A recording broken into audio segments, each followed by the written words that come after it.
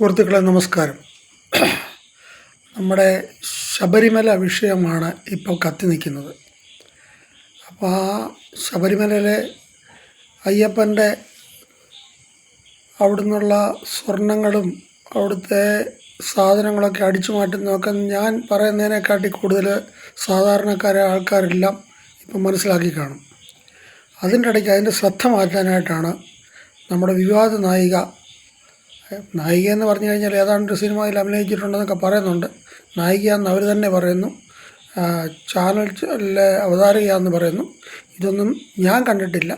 ഏത് പിക്ചറിലാന്ന് ഏതാണ്ടൊരു 916 എന്ന് പറയുന്ന ഏതൊരു പിക്ചറിലും അഭിനയിച്ചെന്നൊക്കെ ആരാണ്ടൊക്കെ പറയുന്നത് കേൾക്കുന്നു. ഏതായാലും അവർ അപ്പോഴാണ് ഇനിയും എൻ്റെ സാധനം ഇരിപ്പുണ്ട്, ഞാൻ പൊട്ടിക്കും എന്ന് പറയുന്നത്. എന്നെ പ്രകോപിപ്പിച്ചു കഴിഞ്ഞാൽ, പ്രൊവാക്കുന്ന ഏതാണ്ട് ഇംഗ്ലീഷ് വാക്കൊക്കെയാണ് പറയുന്നത്. എൻ്റെ അഭിപ്രായത്തിൽ പ്രയോഗിച്ചു കഴിഞ്ഞാൽ ഞാൻ ഇനി എന്തൊക്കെ വിളിച്ചു പറയും എന്നാണ് അവർ പറയുന്നത്. ആ വിളിച്ചു പറയാനിരിക്കുന്നത് അവരുടെ കയ്യിലുണ്ടെങ്കിൽ അങ്ങ് പറഞ്ഞാൽ പോരെ, പെടുത്തണ്ടേ. അപ്പോൾ അത് ഈ ശബരിമല എന്ന ഈ അയ്യപ്പൻ്റെ സ്വത്തുക്കൾ അടിച്ചു മാറ്റിയതിന് ഒരു തടയിടാനായിട്ടെന്ന് പറഞ്ഞാൽ ശ്രദ്ധ തിരിക്കാനായിട്ടാണ് ഇവർ ഈ ഒരു പ്രസ്താവന നടത്തിയിരിക്കുന്നത്. അതുപോലെ തന്നെ ഈ അവിടുത്തെ ഈ അയ്യപ്പൻ്റെ വിഗ്രഹത്തിൻ്റെ സ്വർണ്ണപാളികളിലൊക്കെ അടിച്ചു മാറ്റിയതിൽ ഒരു ഉണ്ണികൃഷ്ണൻ നമ്പൂരി എന്ന് പറഞ്ഞാൽ അയാളൊരു പ്രതീകം മാത്രമാണ്. കാര്യം പണ്ട് ഈ എല്ലാ പൊതുമേഖലാ സ്ഥാപനങ്ങളിലും ഇങ്ങനെ ചില ആൾക്കാരുണ്ട്. പണ്ട് നമ്മുടെ മലബാർ സിമൻസിലെ ഒരു ചാക്ക് കച്ചവടത്തിന് വന്നായിരുന്നു ചാക്ക് രാധാകൃഷ്ണൻ.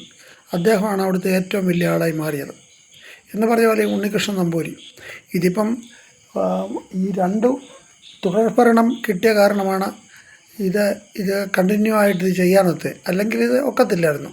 ഇടയ്ക്കൊന്ന് മാറി ഒരു സർക്കാർ മാറിയാൽ ഇന്നേരം അവർ ചിലപ്പോൾ ഇത് നോക്കിത്തരും. ഇത് രണ്ട് തുടർഭരണം കിട്ടിയപ്പോഴത്തേന് ഇവർ കഴിഞ്ഞാടാനുള്ള എല്ലാ അവസരവും ഉണ്ടായി.